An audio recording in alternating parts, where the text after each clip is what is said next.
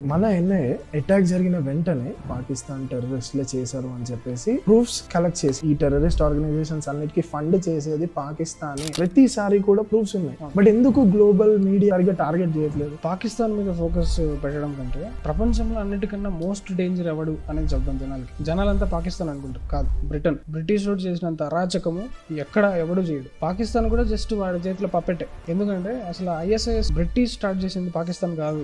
They used Muslims, they used Quran. 1940 Indo Pak war అయిపోయిన తర్వాత వీడు స్టార్ట్ చేసాడు. ఆల్మోస్ట్ ఒక 20 years అది ఎంత విధ్వంసం చేసిందంటే అది స్టార్ట్ చేసిన 8 years లోనే ఇండియాని 4 corners లో తగలబెట్టారు ISIS. ఈ బ్రిటిష్ జనరల్ స్టార్ట్ చేసినప్పుడు ఒక 10,000 మంది టీం ఉండేది పాకిస్తాన్ లో. వాళ్ళందరికీ ట్రైనింగ్ ఇచ్చింది బ్రిటిష్. దానికి వ్యాలిడ్ ప్రూఫ్స్ కూడా 2021 అన్క్లాసిఫైడ్ UK అనే ఒక డాక్యుమెంట్ రిలీజ్ చేసింది.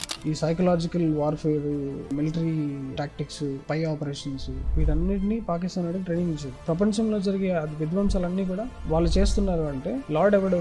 బ్రిటిష్.